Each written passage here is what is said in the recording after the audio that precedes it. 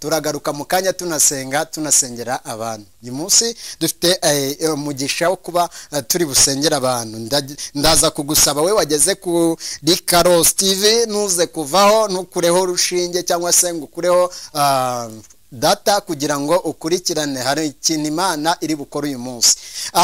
Twavuze ngo uyu munsi Uwiteka Imana akubita icyo bita abazimu, kubite icyo bita abadayimoni. Imana isenya urufatiro rw'abadayimoni mu izina rya Yesu. Reka rero dusenga Imana kugira ngo akomeze atuganirize ijambo ry'Imana. Umukozi w'Imana, Mwami Imana yacu, uri Imana ishoboye byose, uri Imana lambonisika boneya sifastado prezairani. Abakwiringiye ntabwo bakozwe n'isoni, kandi abantu daprasobivasir abagusabye bose wabagiriye neza. Abantu bose bari kuri Karos TV, abantu bose bagezeho, abari mu nzira bashaka gukanda benidarosi binifaso bihenosaribonia, ubahe karibu ubakire, kuko twubwacu amaso yacu bamwe ntababona, icyakora turabona ko turi kumwe. Mwami bagirire neza, uwo ari we wese muha imbaraga. Ndota ngozi za Benas, duhagaritse gukora kose kwa shitani, duhagaritse gukora kose kw'abadayimoni mu izina rya Yesu. Ubutware bw'umwijima busebe mu izina rya Yesu. Uwo ari we wese ugiye kudenosifa stadabdai kumva ijambo ryawe umukomereze muri ryo, kandi nugiye kurivuga nawe umuhe umugisha. Mwirukanye abazimu bose, imyuka mibi nimuveho mu izina rya Yesu. Igikoresho cyose urakeza kugira ngo kibashe gutanga ibifite umumaro. Urakoze mu byiringiro byacu, kuko ari wowe mufasha kandi ari we twiringira. Bikore byose Mwami mu izina rya Yesu Kristo, amen. Imana ishimwe kandi Imana ibahe umugisha. Hanyuma reka dusome ijambo ry'Imana dusanga hano mu gitabo Paulo yandikiye Abaroma, urwandiko Paulo yandikiye Abaroma, ibice ni 2, dusome umurongo waho wa 6. Hanyuma haravuze ngo, kuko Imana izitura umuntu wese ibikwiriye ibyo yakoze. Abashaka ubwiza n'icyubahiro no kudapfa babishakisha gukora ibyiza badacogora, izabitura ubugingo buhoraho. Ariko abafite imitima ikunda kwirema ibice ntibumvire iby'ukuri, ahubwo bakumvira gukiranirwa, izabitura umujinya n'uburakari. Reka dusome irindi jambo dusanga hano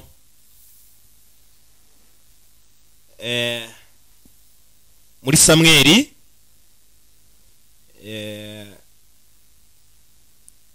Samweli wa 2. Reka dusome ibice 22, hanyuma dusome umurongo wa 26. Hari ijambo riravuze ngo, ku munyembabazi uziyerekana nk'umunyembabazi, kutanduye uziyerekana nk'utanduye, kutunganye uziyerekana nk'utunganye, ku kigoryi uziyerekana nk'ugoramye. Aya niyo magambo tugiye kuganira. Imana ishimwe kandi Imana ishyirwe hejuru, amen. Hanyuma ndashaka kukubwira ngo Imana izitura umuntu wese ibikwiriye ibyo yakoze, amen. Imana ishimwe kandi Imana ishyirwe hejuru. Mu bintu byose nta kintu Imana ishobora kuguhera ubuntu, ntacyo. Iyo tuvuze gutyo ntabwo tuba tuvuze ko Kristo Yesu yadupfiriye wenda se ngo tumuhembe cyangwa se tugire ikindi kintu dukora.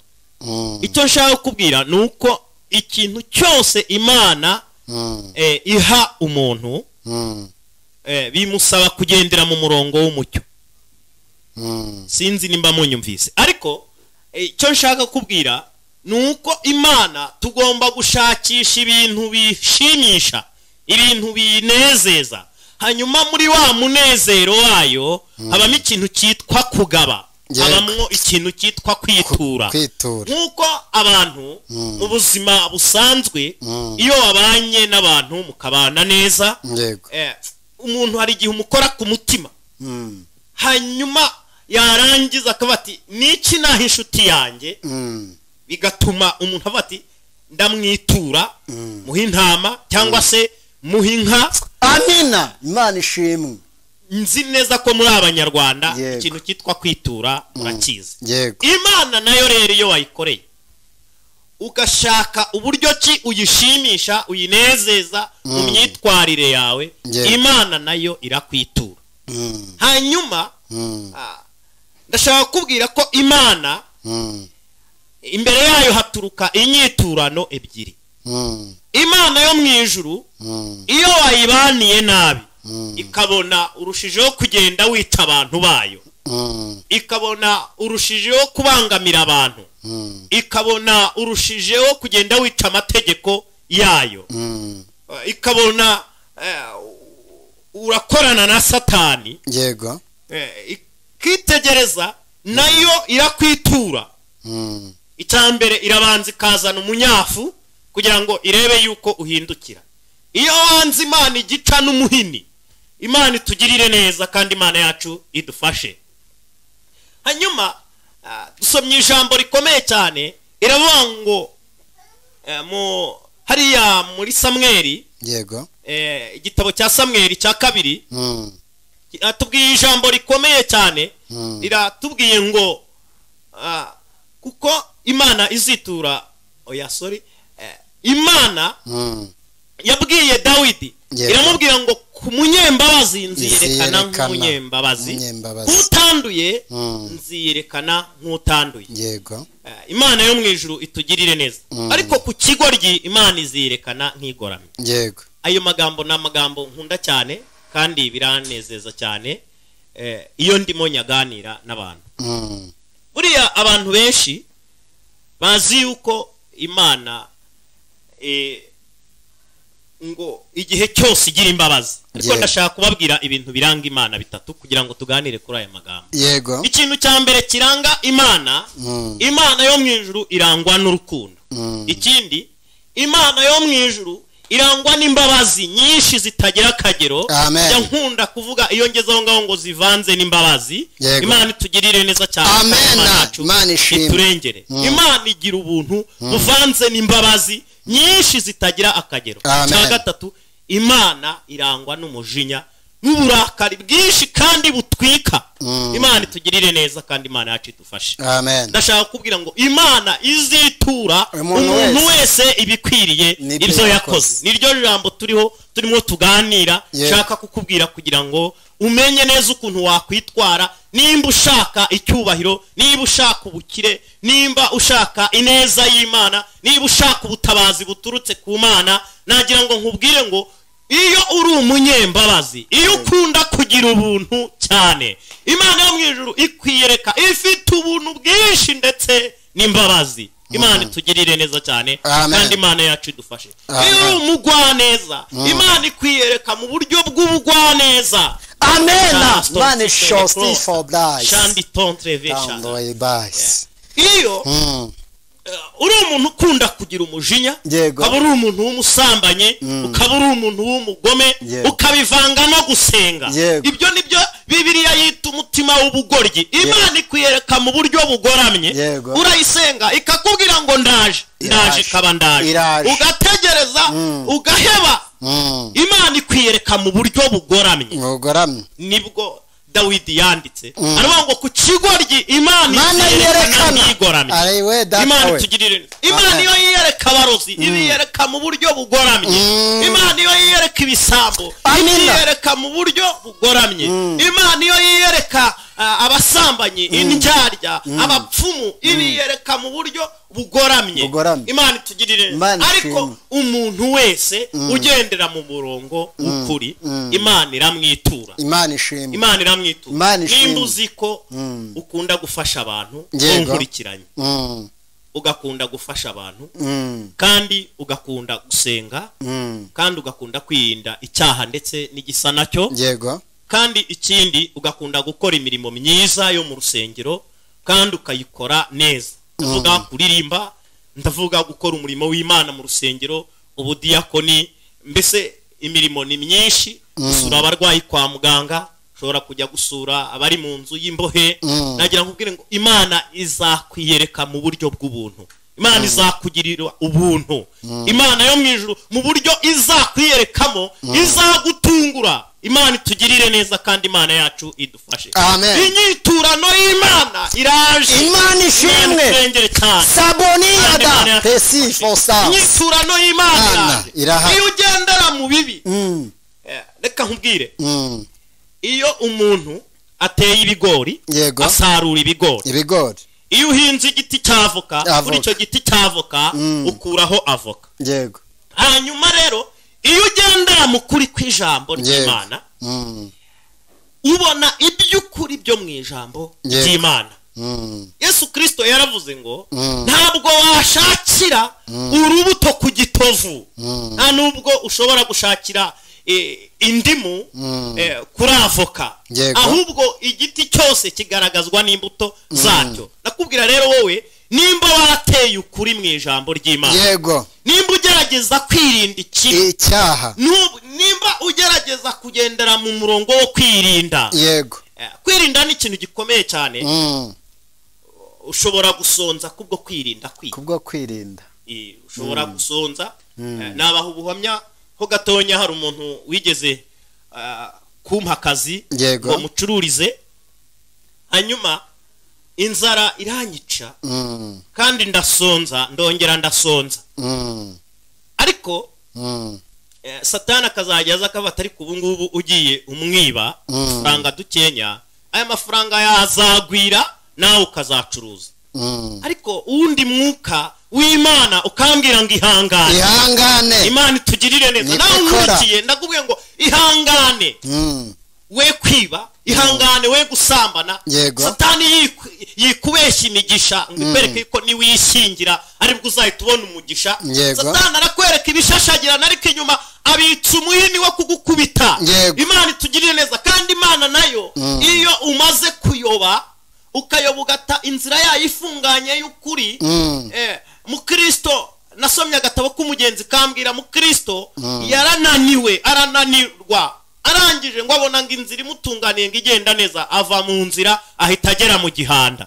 Satani aragushuka akakwereka ibishashagira, nakakwereka ko inzira ari nziza nta kibazo kirimo, ariko iyo ugeze imbere gatonya ahita kupa ibyiza wabonaga, ukabona ibibi, ukabona umubabaro, ukabona gusuhuza umutima.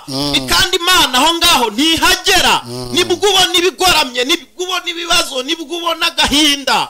Imana itugirire neza cyane. Imana ishimwe.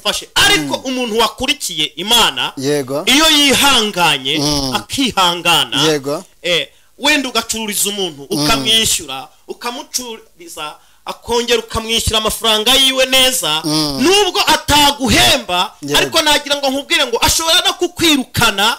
Ariko ikintu nabonye gikomeye cyane, agenda avuga ngo wanyangamugayo, bwa bunyangamugayo rero Imana ishobora kubukoresha. Umuntu umwe yakuvuze, babiri bakakuvuga, batatu bakakuvuga, bakakubwirana. Nagira ngo nkubwire ngo ni ikintu cy'agaciro gikomeye cyane, kuko muri ba 5 cyangwa 6 ijana bakumvise harimo kugirira neza nubwo wa wundi yakwituye nabi. Nagira ngo nkubwire ngo Imana yo mu ijuru ica inzira, kandi inzira zayo izinyuza mu bantu.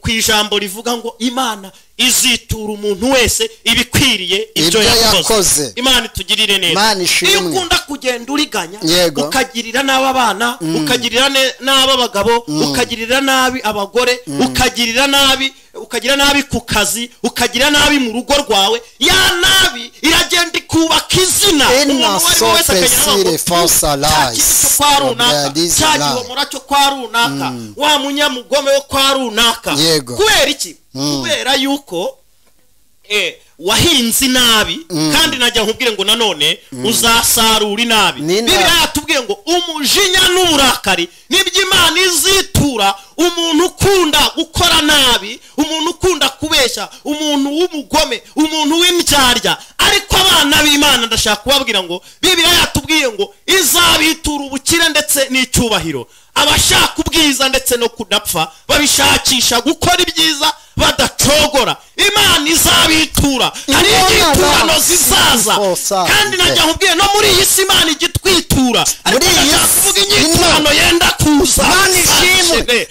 Igiturano Imana izitura umuntu wese ibikwiriye ibyo yakoze, uhereye ku mukene ukageza ku mukire, uhereye ku muzungu ukageza ku mwirabura, uhereye ku murundi ukageza ku munyarwanda. Imana itugirire neza. Imana izitura umuntu wese ibikwiriye n'ibyo yakoze. Imana itugirire neza cyane. Ku munyembabazi Imana iziyerekana nk'inyembabazi. Imana izagirira neza abantu bagize neza. Imana iturengere cyane. Reka nsoreze ku ijambo Yesu yavuze. Yego. Iyo usomye muri Matayo hari ijambo ryiza cyane ngo Yesu azabwira abantu bari ibumoso, ababwire ngo nimugende mwebwe mwandyarya. Bazavuga amagambo menshi ngo twaragukoreye, twarahanuye, ndetse twagerageje kugira neza, ariko azabwira ngo nimugende sinigeze kubamenya. Ababwire ngo nari nshonje ntimwigeze mumfungurira, nari ndwaye ntimwasura. Ariko ngo abari iburyo azababwira ngo nimuze ntama zanjye, nimuze abo data yahaye umugisha. Imana itugirire neza. Imana ihimbaze. Kuko nari nshonje mukangaburira mu izina rya Yesu. Ku munyembabazi Imana iziyerekana nk'inyembabazi. Kutanduye, ku muntu wirinda akirinda kwandura. Nshuti yanjye inkurikiye, ndakwinginze cyane wirinde kwandura umutima. Hari abantu bamaze kwandura umutima ku buryo ngubu no kuzagira ngo biyambure uwo mwenda w'umwijima bambaye bigoye cyane. Mu buhe buryo? Umuntu arabeshya umutima we noneho ukageza ubwo umenyera kubeshya, ku buryo nta kintu na kimwe ashobora kuvuga isaha yose hatarimo kubeshya. Uwo muntu aragenda Satani akagoramira mu byaha. Nimba ari irari rigakura neza kuzagira ngo yiyambure imbaraga z'irari, yiyambure imigozi y'irari bikanga, agahinduka neza akaba nka Satani agenda amuha isura ye. Uko ukorera Satani agenda aguha isura yiwe. Imana itugirire neza cyane, kandi Imana yacu idufashe. Kandi nubwo biba biri mu mutima bigaragara n'inyuma, ibyo uvuga, ibyo ukora, imyambaro yawe, ibyo ukunda. Imana itugirire neza, kandi Imana yacu idufashe. Umuntu w'umugome wese uzacunga akunda gukurikirana filimi z'ubugome kuko ari umugome. Imana itugirire neza, kandi Imana yacu idufashe. Ariko umuntu w'umugwaneza nawe uko akurikira Imana nayo igenda imusiga ubwiza. Imana itugirire neza cyane, igenda imusiga kwitonda, igenda imusiga kuvuga neza, igenda imusiga kwirinda, igenda imusiga gutsinda, kunesha, igenda imusiga ubuntu bwayo. Imana itugirire neza, kandi Imana yacu idufashe. Nagira nkubwire rero, umenye ahantu uri, umenye ahantu uhagaze. Niba uri mu mwanya w'abantu Imana izitura uburakari, w'abantu Imana izitura umujinya, aho ngaho uhave tugusengere. Kandi niba uri mu bantu Imana izitura imbabazi zayo, niba uri mu bantu Imana izitura urukundo rwayo, niba uri mu bantu Imana izarokora mu izina rya Yesu, kukubwira ngo mfasha dusenge dusengere umuntu wese unyumvise. Imana itugirire neza cyane, kandi Imana yacu idufashe. Ushobora wenda kuba uri mu muhanda, cyangwa se ushobora kuba uri mu kazi kawe, ariko nagira ngo nkubwire ngo umutima wawe werekeze ku Mana. Dusenge. Mana ishobora byose, uri Imana izitura umuntu wese ibikwiriye ibyo yakoze. Imana tureta plage sanoni kalisebore sozara shone plisto shadraga. Uzitura abakobwa, uzitura abasore, uzitura abagabo. Sanoni plisto shadraga sijone bolesto shadraga. Ari uyu muntu wari uri mu murongo wo gukora nabi, umwejesha amaraso yawe. Kandi uyu muntu uri mu murongo wo kugukorera, Mwami Yesu mukomereze amaboko, kuko uri Imana Sanjo di blisto shatu. Uzitura abakobwa bahanagura amarira, ubabwira ngo mwihanganiye ubupfubyi, mwihanganiye abasore benshi b'ibigwaryi babazagaho babashukisha amafaranga, murabyihanganira. Ariko ndaje imana sibeshodra Tunda izanye sika inyiturano y'imana Tunda rosa prasikodra Tutayabinifo nastifara Shenoma nasiki sapapaside notaisinia irushijeho kugwira ku bantu ikorera kandi irushijeho kugwira ku bantu barwanya imana ihasiye kubarwanya nabo imana yo mu ijuru itugirire neza kandi sabiye umuntu wese udukurikiye mu izina rya Kristo Yesu amen. Mana ibaha umugisha kandi nawe imuha umugisha. Reka uri kubanga bw'ibyuma bashyizeho karirimbo nk'amasegonda makeya kugira ngo tugaruke tubabwira indi gahunda tukomeje. Ntujye kure, ntuveho, turacyari kumwe, ntujye kure.